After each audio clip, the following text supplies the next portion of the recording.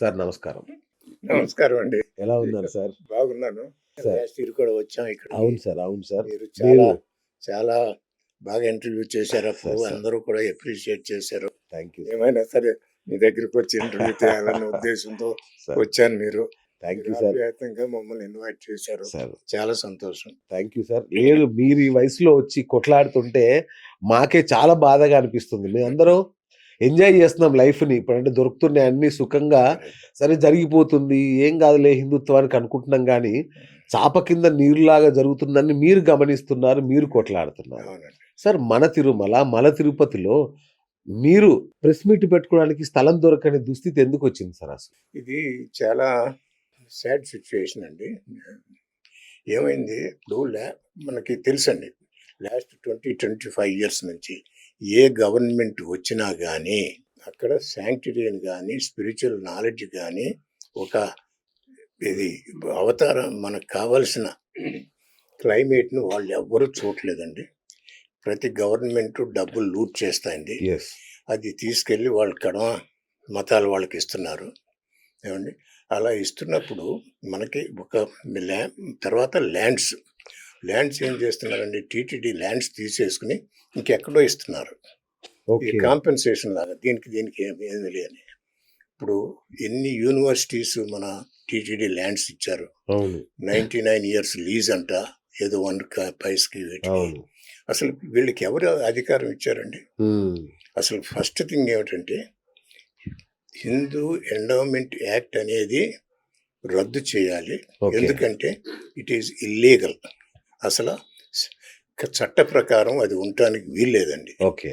Article 25-26 మనందరికీ తెలుసు కదా. అవును. దాని ప్రకారం ముస్లిమ్స్ వాళ్ళు చర్చిలు వాళ్ళు మాస్కుల్ని వాళ్ళు డెవలప్ చూసుకోవచ్చు, చేసుకుంటారు. డెవలప్ అవును. క్రిస్టియన్స్ వాళ్ళ చర్చిలు.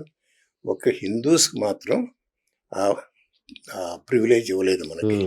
ఎందుకంటే హిందూస్ ఎవరు మాట్లాడరు, సైలెంట్గా ఉంటారు, అది ఇండిఫరెంట్గా ఉంటారు. వాళ్ళు కొట్టరు, వాళ్ళు చంపరు, వాళ్ళు రోడ్ల మీదకి పోరు, వాళ్ళు ఏది స్టిక్స్ తీసుకుని కొట్టరు. కాబట్టి మనం ఏదైనా చేయొచ్చు. వీళ్ళు ఊరిని దరిద్రులు, వాళ్ళు ఏం చేయరు మనల్ని. కరెక్ట్. ఆ ఉద్దేశంతో ఏదైనా చేస్తారండి. ఈ నాయకులు, పొలిటికల్ నాయకులు, వాళ్ళకి అది తెలిసిపోయింది హిందూస్ చాలా వీక్, వాళ్ళు ఏమి చేయలేరు మనని. కాబట్టి మన ఇష్టం వచ్చినట్టు చేసేద్దాం. ఏం చేయొచ్చు, అప్పుడు ఎండోమెంట్ యాక్ట్ అనేది పాస్ చేసేద్దాం, అది తీసేసుకుందాం హిందూ టెంపుల్స్ అన్ని. అది కూడా గమ్మత్తు ఏమిటంటే డబ్బులు ఉన్న టెంపుల్స్నే తీసుకుంటారండి. ఇప్పుడు మీ విలేజ్లో ఎక్కువ డబ్బులు రాదు, అవును, దాన్ని వదిలేస్తారు. మీ ఇష్టం, వదిలేసేయండి. రేపొద్దున మీకు ఒక ఏదో మీరు రెనోవేట్ చేసేస్తే ₹1,00,000 వచ్చింది అనుకోండి, పటక్కన వచ్చేస్తాడు అనమాట. వచ్చి హుండీ లాక్ చేసేస్తాడు. ఎందుకంటే 50,000 కన్నా ఎక్కువ వస్తున్నాయి కాబట్టి నేను వచ్చి లాక్ చేసేస్తానంటాడు. తీసేస్తున్నాడు అండి. వచ్చి ఎలా చేస్తున్నాడు అంటే, ఇప్పుడు పాయింట్ ఏంటంటే ఇల్లీగల్గా ఎండోమెంట్ యాక్ట్ని పాస్ చేశారు. ఓకే. ఎవరైతే ఈ ఎండోమెంట్ యాక్ట్లో పనిచేస్తున్నారో, టెంపుల్స్లో ఎవరైతే పనిచేస్తున్నారో వీళ్ళందరూ కూడా ఇల్లీగల్ ఎంప్లాయీస్. ఓకే. అంతే కదా. అంతే. ఇల్లీగల్గా మీరు పాస్ చేశారు. అవును. ఇల్లీగల్ అని ఎందుకు అంటున్నాం? ఆర్టికల్ 25-26 ప్రకారం everybody should have equal rights. అవును. They are having equal rights but not Hindus. Correct. ఏమండి, so that means temple executive officers, ఈ బోర్డ్ ఆఫ్ డైరెక్టర్స్, వీళ్ళందరూ కూడా ఇల్లీగల్గా అపాయింట్ చేశారు, ఇల్లీగల్గా ఆపరేట్ చేస్తున్నారు అండి. అంటే వచ్చేసారు, మా టెంపుల్స్ వచ్చేసి మీరు లేకపోండి, మీకేం సంబంధం లేదని.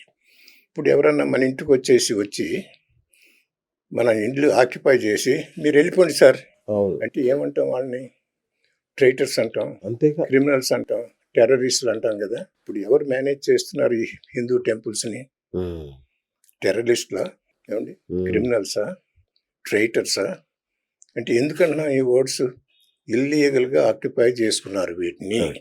You have no legal right according to constitution.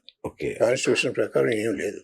So అటువంటి వాటిని ఇల్లీగల్గా ఆక్యుపై చేసి మళ్ళీ ఇల్లీగల్గా అన్ని కార్యాచరణలు చేస్తున్నారు. ఎటువంటి కార్యాచరణలు చేస్తున్నారు? ఇప్పుడు ఒకప్పుడు రాజశేఖర రెడ్డి గారు జీవో 21 అని తీసుకొచ్చారు. దాని ప్రకారం ఈ allotted crores of rupees for the construction of new churches అండి. Old churches renovation. That was August 23rd అండి. నేను రిటైర్ అయ్యాను 2006లో. నేను అమెరికాలో 36 years యూనివర్సిటీ ప్రొఫెసర్గా ఉండి, చైర్మన్గా ఉండి, ఇదంతా చేసి ఓకే. రిటైర్ అయ్యి 2006లో వచ్చానండి.